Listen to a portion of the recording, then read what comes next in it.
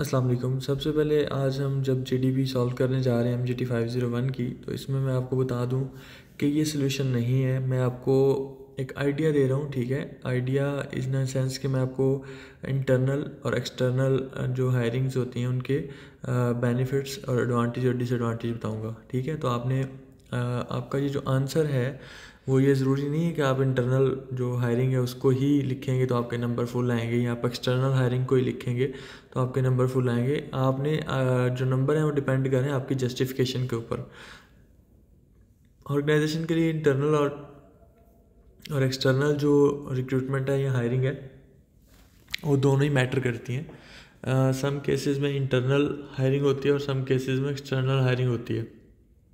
अब हम देखते हैं कि इंटरनल हायरिंग क्या होती है और ये जो आपकी GDPI बेसिकली है क्या। इसकी लास्ट डेट है 16, इसके टोटल मार्क्स हैं 5 और इसकी जो वेटेज है वो है 3। इसमें जो क्वेश्चन है वो कह रहा है कि मिस्टर उमर ने एक कंपनी को as a marketing manager newly join किया है, उसके पास 15 साल का एक्सपीरियंस है और वो न्यू टीम को जो बिल्ड करना चाह रहा है अपने न्यू वेंचर के लिए, ठीक है जी। और वो एक्सटर्नल कैंडिडेट के लिए जो है वो पोस्ट भी एडवर्टाइज कर रहा है। Mister Khalid has been working in this same organization as HR manager for at least 5 years, ठीक है जी। वो कह रहा है कि जो HR खालिद है उसने HR मैनेजर के तौर पे 5 साल काम किया हुआ है, ठीक है। और वो इंटरनल जो कैंडिडेट है उसको प्रमोट करना चाह रहा है। तो being a student of HRM please provide your opinion the internal hiring is suitable और एक्सटर्नल हायरिंग इज़ बेनिफिशियल, ठीक है। तो वो कह रहा है कि जो इस केस में आप बताएं कि जो एक्सटर्नल हायरिंग है या इंटरनल हायरिंग है वो कौन सी सूटेबल है, ठीक है। अब हम इसको अगर देखें तो इसमें आप इंटरनल भी लिखें या एक्सटर्नल भी लिखें, जो मर्ज़ी लिखें, या आपके ऊपर डिपेंड करता है।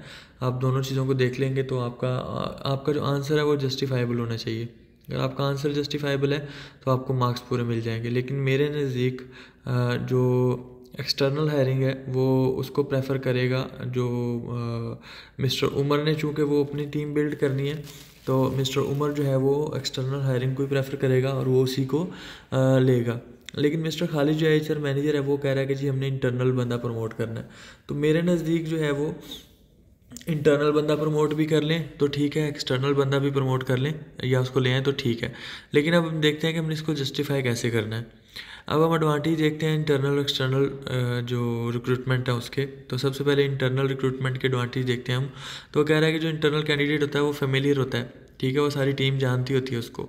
लेकिन वो टीम जानने का मकसद ये नहीं होता कि वो काम में भी उतना ही माहिर है, ठीक है। लेकिन वो टीम उसको सारी जानती होती है, तो इसका एडवांटेज होता है कि अगर आप इंटरनल कैंडिडेट हायर करेंगे तो वो सारी ऑर्गेनाइजेशन के स्ट्रक्चर के साथ फेमिलियर होता है। दूसरा इसका बेनिफिट होता है कि इम्प्रूव्ड एम्प्लॉय लर्निंग कर्व, जो इम्प्रूव्ड लर्निंग एम्प्लॉय की लर्निंग कर्व होती है इम्प्रूव होती है। तो अगर एक बंदा अभी असिस्टेंट मैनेजर के तौर पे काम कर रहा है तो उसको मैनेजर मार्केटिंग कर देते हैं, तो वो जो है वो उसमें उसकी लर्निंग कर्व जो है वो इफ़ेक्ट होगी और उसको सीखने के ज़्यादा मौके मिलेंगे, वो ज़्यादा लर्न करेगा। मोर टाइम इफेक्टिव, जैसे मैंने पहले भी अपने वॉइस नोट में बताया था कि जो टाइम होता है वो बड़ा ज़रूरी होता है। एक जो ले ओवर टाइम होता है ना आपका, लाइक एक ड्यूरेशन होता है आपका कि जी आपने ट्रांजिशन पीरियड जिसको हम लोग कहते हैं, तो आपका वो टाइम बचता है, ठीक है। फ़र्ज़ करें आपने एक बंदा 1 मंथ नोटिस पे रिज़ाइन करके चला गया है और अब वो 1 महीने तक आपकी हायरिंग के जो प्रोसेस हैं अप्रूवल्स हैं वो हो रही हैं, तो आपको वो एक बंदा जो है एक महीना जो है आपका वो बंदा शॉर्ट हो गया। अब आपका काम डिस्टर्ब हो रहा है, तो अगर आप इंटरनल रिक्रूटमेंट कर लेते हैं तो आपको वो जो टाइम एफिशिएंसी है वो ख़राब नहीं होगी और आपका बंदा वहाँ पे अवेलेबल होगा और काम चलता रहेगा। मोर कॉस्ट इफेक्टिव, ठीक है। इंटरनल रिक्रूटमेंट में आपको चूँकि एडवर्टाइजमेंट एजेंसीज के पास नहीं जाना पड़ेगा, आपको ऐड नहीं देने पड़ेंगे डिफरेंट प्लेटफॉर्म्स के ऊपर, तो वो आपके टाइम भी बचेगा और आपकी कॉस्ट भी बचेगी, ठीक है। तो मोस्ट कॉस्ट इफेक्टिव है जो इंटरनल हायरिंग है या इंटरनल रिक्रूटमेंट है। एम्फेसाइजिंग अपॉर्चुनिटी फॉर ग्रोथ, तो जो आप दूसरे एम्प्लॉयज़ हैं या जो आपके लोग हैं वो उनको अपॉर्चुनिटी जो मिलती है वो उसको ग्रोथ की अपॉर्चुनिटी मिलती है, उनका जो कैरियर है ग्रो करता है। तो ये भी एक बेनिफिट है इंटरनल रिक्रूटमेंट का। उसके बाद डिसएडवांटेज देख लेते हैं। तो वो कहता है कि जो नेगेटिव इम्पैक्ट आता है दूसरे एम्प्लॉयज़ के ऊपर। फ़र्ज़ करें कि अब 15 एम्प्लॉयज़ एक डिपार्टमेंट में काम कर रहे हैं, तो 3-4 लोग तो होंगे जो एक डिप्टी मैनेजर है या असिस्टेंट मैनेजर हैं 2 या एग्जेक्टिव्स हैं, तो उनमें से कोई एक आधा बंदा तो होगा जो सीट पे नज़र रख के रखा होगा कि जो मेरा सीनियर जाएगा तो मैं प्रमोट होऊंगा। तो अब अगर HR मैनेजर किसी और को प्रमोट कर दे, किसी और डिपार्टमेंट से ला के, या किसी और उसके जूनियर को प्रमोट कर दे, तो जो दूसरे कैंडिडेट्स हैं अब वो उनमें एक वो आएगा कि यार ये देखो मतलब हमारी जो सीट थी जिस पे मैं रिजर्व कर रहा था वो मुझे नहीं मिली, तो उसमें नेगेटिविटी आएगी एक, ठीक है।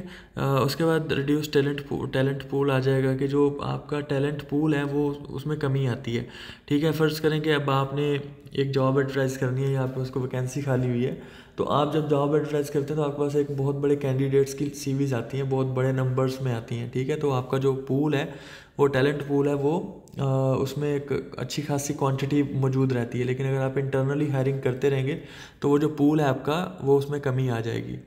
अब अनदर गैप टू फिल आ जाएगा, जो थर्ड डिसएडवांटेज होगा कि जब अगर आपने बंदा प्रमोट किया है मैनेजर की, असिस्टेंट मैनेजर को, तब असिस्टेंट मैनेजर को भी तो फिल करना है ना आपने, तो आपको उसके लिए भी बंदा चाहिए। तो अब आपको कहीं ना कहीं या तो उसकी जगह पे प्रमोट करना पड़ेगा बंदा, या फिर आपको एक्सटर्नल हायरिंग करनी पड़ेगी, तो ये भी एक डिसएडवांटेज है।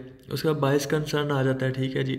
तो ये जो मतलब 3-4 ये इसके डिसएडवांटेजेस हैं और 5 इसके जो है वो एडवांटेज हैं, तो ये बेसिकली आपका आंसर जो है जस्टिफाई हो रहा है इसमें। देखें अब अगर मेरे नज़दीक आए तो मैं कहूँगा जी इंटरनली बंदा प्रमोट करें।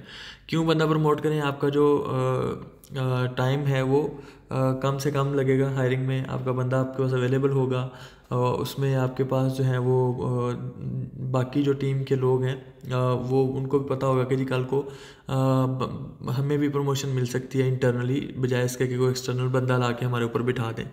तो अब दूसरे केस में हम देखते हैं कि अगर एक्सटर्नल साइड पे जाते हैं तो उसका क्या फ़ायदा होता है।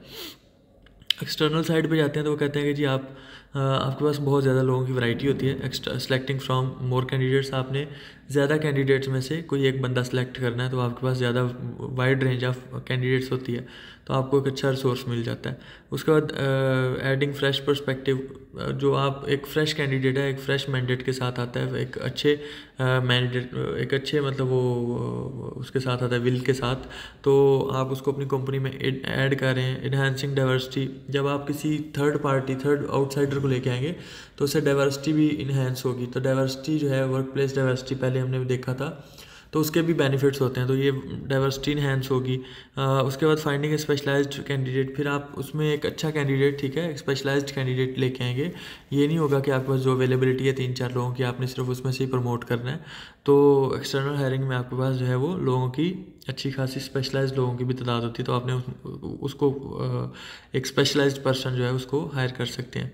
उसके बाद encourage referrals from the current employ, फिर उसके बाद आप जो है उसमें जो करंट एम्प्लॉयज़ हैं उनके जो रेफरल्स हैं आप उनको इनकरेज कर सकते हैं, ठीक है। फ़र्ज़ करें मैं एक कंपनी में काम कर रहा हूँ, तो मैं आपको कहता हूँ कि जी फ़लाँ कंपनी में मेरा एक एक्स कोलीग है, वो काम कर रहा है, तो वो बंदा एक्सपर्ट है, तो आप उसको ले आएँ, तो वो भी उससे इंकरेजमेंट मिलती है जो करंट आपके एम्प्लॉयज़ हैं कि जी देखिए जी हमारी बात मानी और हमारी बात सुनी गई। बस स्टेइंग कम्पिटिटिव, आप कम्पिटिटिव रहेंगे, ठीक है। आपके पास अगर पहले से लोग जो काम कर रहे हैं वो फिर ज़्यादा लगन से काम करेंगे कि जी एक बंदा आया है बाहर से एक ऑर्गेनाइजेशन से, तो वो हमने उसको कम्पीट करना है, तो वो एक अच्छे तरीके से काम करेंगे। उसके बाद कहते हैं रिड्यूसिंग एम्प्लॉय टेंशन, तो एम्प्लॉयज़ की टेंशन है वो कम होगी कि जी पता नहीं अब हमारे बाद हमारे में से किसको उठा के इन्होंने प्रमोट करना है, किसको नहीं करना, क्या सीन है, क्या सिनेरियो है, तो वो एक टेंशन आपकी कम हो जाती है एम्प्लॉयज़ में से। उसके बाद एस्टेब्लिशिंग अथॉरिटी, तो अथॉरिटी इस्टेब्लिश करने में आपको बड़ी आसानी रहती है।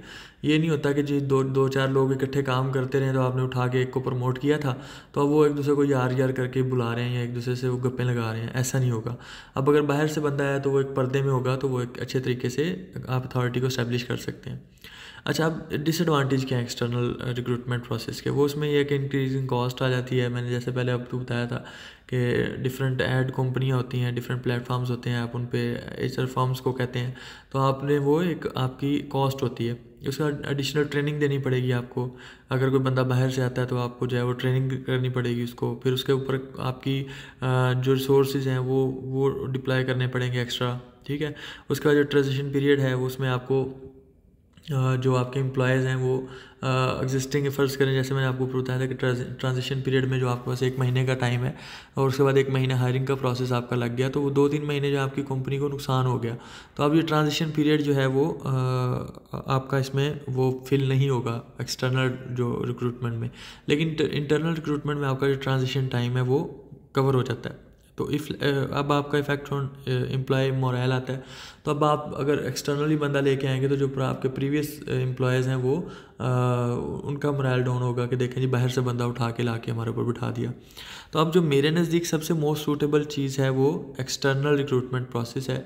अगर आप बाहर से बंदा लेके आएंगे तो वो आपको अच्छे तरीके से लगेगा, लेकिन आपकी ये जस्टिफिकेशन है, आप इंटरनल भी लिखेंगे तो उसको जस्टिफाई करेंगे अच्छे तरीके से तो आपका वो आंसर भी ठीक है, एक्सटर्नल लिखेंगे तो वो आंसर भी ठीक है। अब डिपेंड करता है कि आपने इसको किस तरह से लेके चलना है। शुक्रिया, थैंक यू, अल्लाह हाफिज़।